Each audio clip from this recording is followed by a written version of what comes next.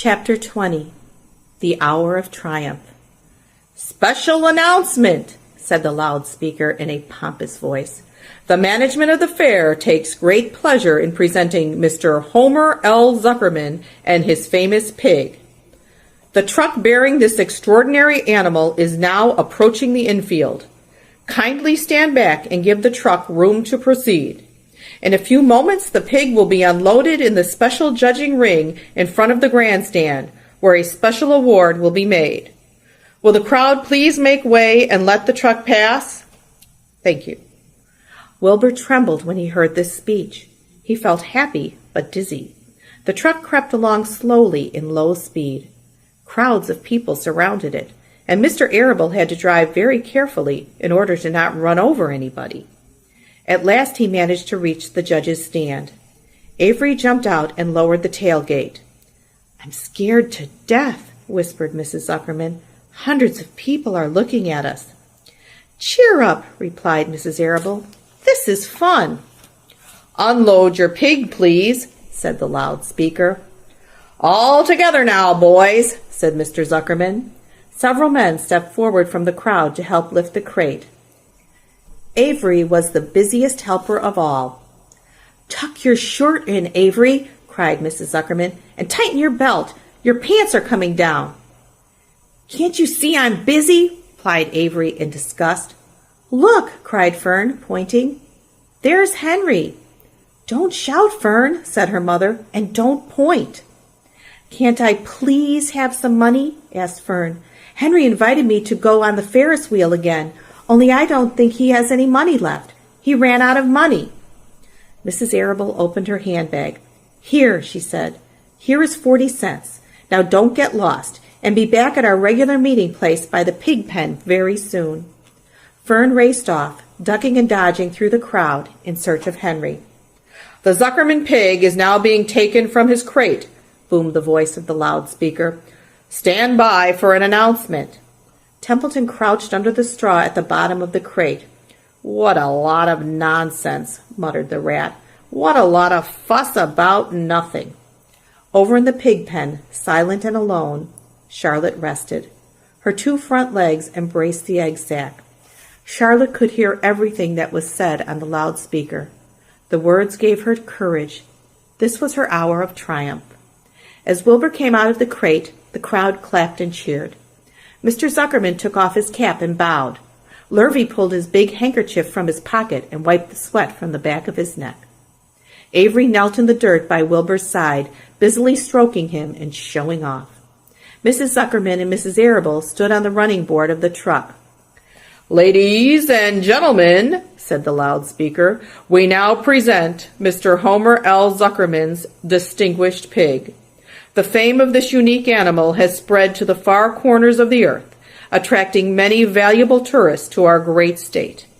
Many of you will recall the never-to-be-forgotten day last summer when the writing appeared mysteriously on the spider's web in Mr. Zuckerman's barn, calling the attention of all and sundry to the fact that this pig was completely out of the ordinary.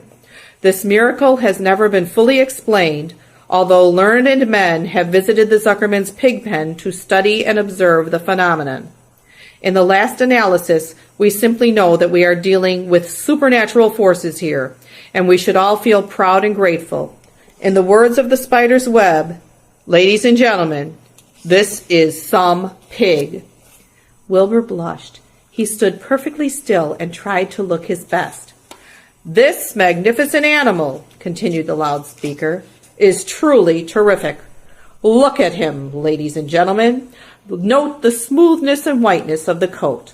Observe the spotless skin, the healthy pink glow of ears and snout." "It's the buttermilk," whispered Mrs. Arable to Mrs. Zuckerman. "Note the general radiance of this animal. Then remember the day when the word radiant appeared clearly on the web. Whence came this mysterious writing? Not from the spider, we can rest assured of that.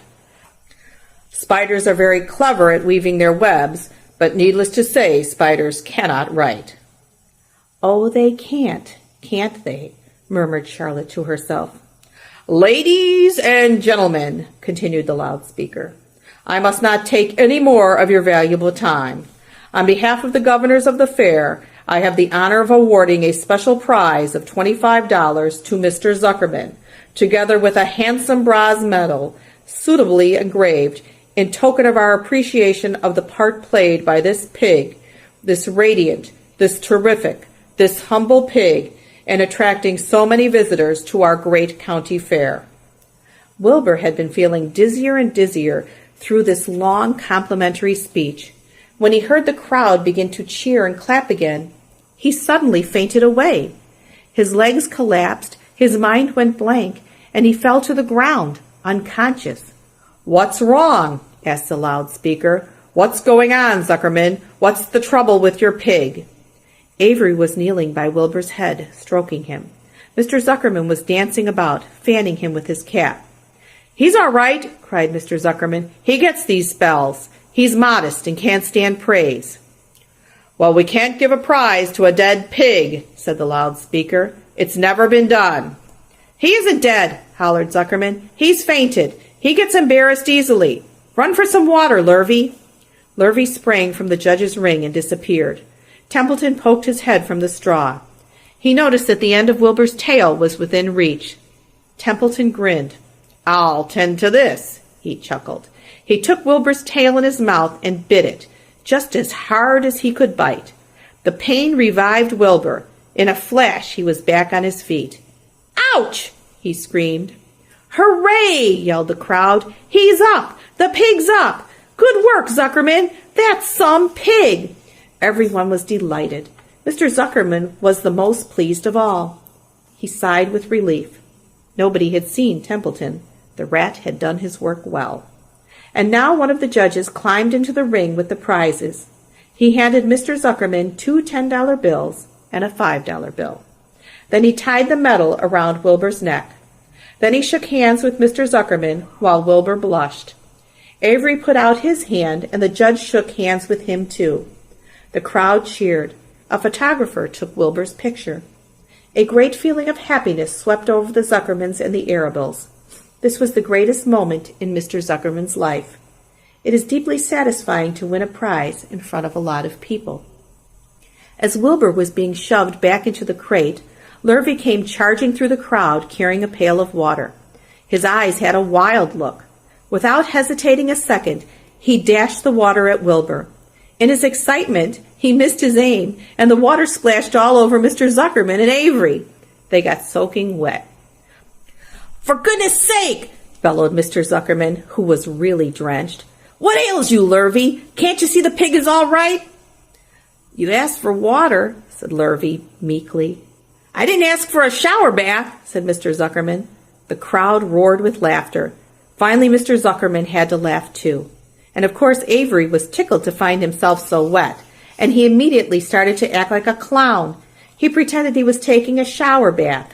He made faces and danced around and rubbed imaginary soap under his armpits. Then he dried himself with an imaginary towel. "Avery, stop it!" cried his mother. "Stop showing off!" But the crowd loved it. Avery heard nothing but the applause. He liked being a clown in a ring, with everybody watching in front of a grandstand. When he discovered that there was still a little water left in the bottom of the pail, he raised the pail high in the air and dumped the water on himself and made faces. The children in the grandstand screamed with appreciation. At last things calmed down. Wilbur was loaded into the truck. Avery was led from the ring by his mother and placed on the seat of the truck to dry off. The truck, driven by Mr. Arabill, crawled slowly back to the pig pen. Avery's wet trousers made a big wet spot on the seat.